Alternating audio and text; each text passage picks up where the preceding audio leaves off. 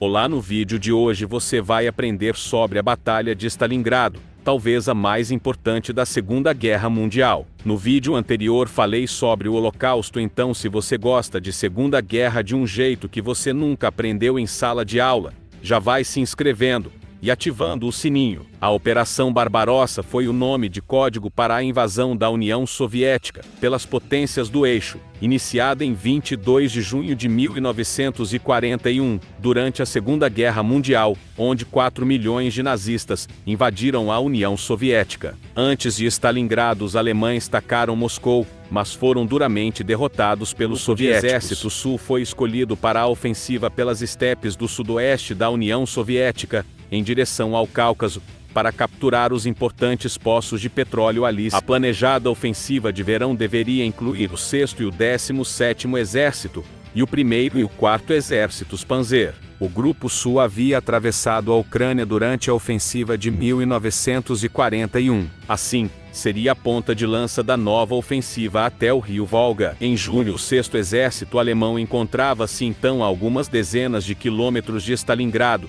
e o 4º Panzer, que atacava ao sul, foi ao norte para ajudar a tomar a cidade. Mais ao sul, o grupo de exércitos adentrava fundo no Cáucaso, mas seu avanço se tornava lento devido à extensão das linhas de suprimento, que não chegavam à linha de frente com velocidade. Os dois grupos de exército alemães não estavam em posição nem em condições de se ajudarem, devido à grande distância. Stalin nomeou o Marechal Andrei Eremenko comandante da Frente Sudeste, em 1 de agosto de 1942. Andrei Eremenko e o Khrushchev foram encarregados do planejamento da defesa da cidade. O lado leste se estendia ao longo do rio Volga, e por sobre o rio os soviéticos trouxeram mais tropas do interior para sua defesa. Todas estas unidades formaram o 62º Exército Soviético, e seu comando foi entregue ao general Vassili Chuikov, e suas ordens foram as de defender a qualquer preço. A Força Aérea Alemã havia atacado no rio Volga, via vital para o movimento de suprimentos em direção à cidade,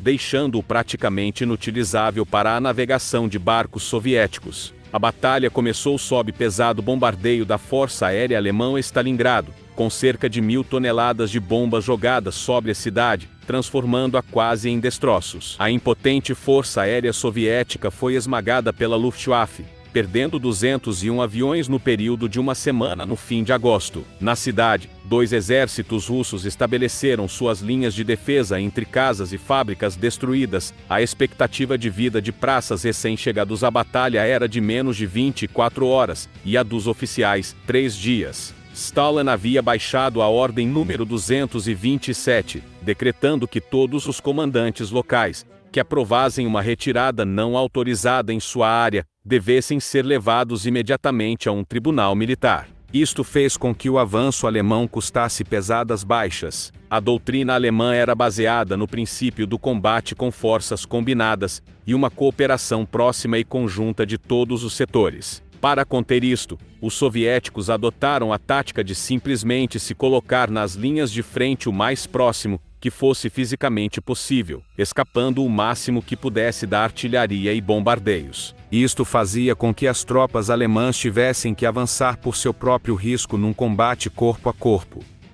Em uma parte da cidade, um pelotão de soldados, sob o comando do sargento Yakov Pavlov, transformou um edifício de apartamentos numa fortaleza impenetrável. O prédio, mais tarde conhecido como a Casa de Pavlov, dominava uma praça no centro da cidade. Seus soldados a cercaram com minas, montaram metralhadoras nas janelas e selaram as janelas no porão para melhor comunicação. Eles não tiveram substituição nem reforços por 2 meses e aguentaram a posição até o fim. Franco-atiradores soviéticos fizeram história na Batalha de Stalingrado, ao usarem as ruínas para infligir pesadas baixas entre as tropas alemãs. O mais bem-sucedido foi Vassili Zaitsev, que teve creditadas 242 mortes confirmadas durante a batalha, e um total geral de mais de 300. Agora lembra do que falei da superioridade aérea alemã? Pois bem, isso começa a diminuir, devido a derrotas na Inglaterra e na África, deixando mais dispersa a força alemã.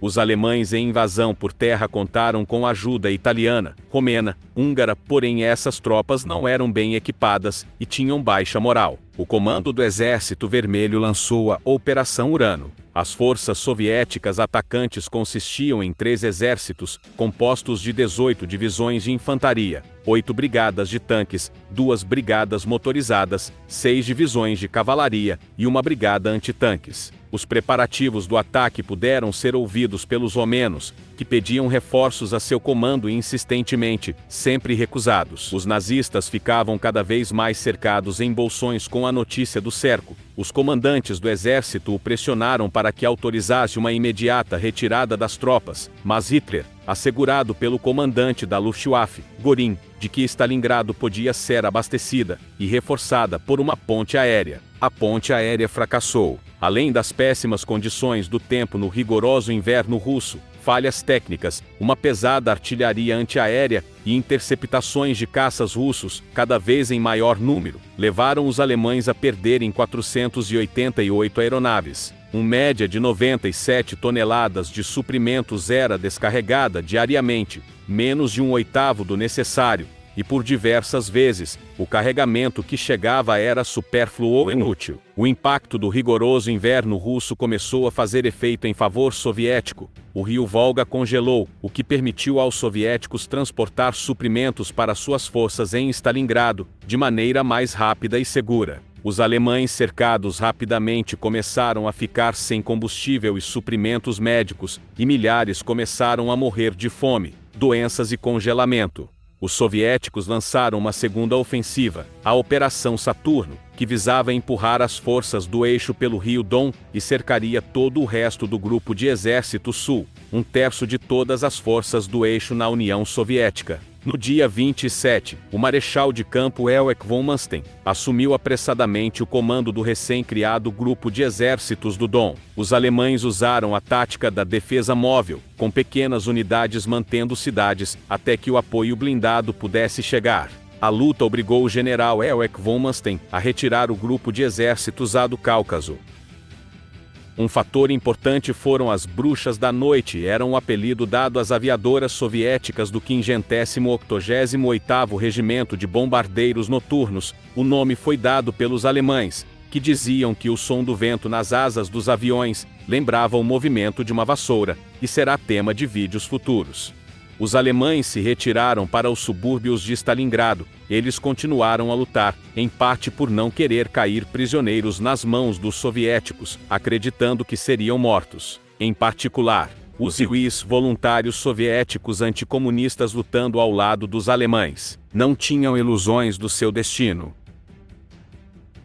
Enquanto isso, Paulus mandava cartas para Hitler dizendo que não faria ofensivas, e isso deixou o ditador furioso, que até tentou promover em vão vantagens para Paulus e o exército, mas mesmo assim, Paulus se rendeu.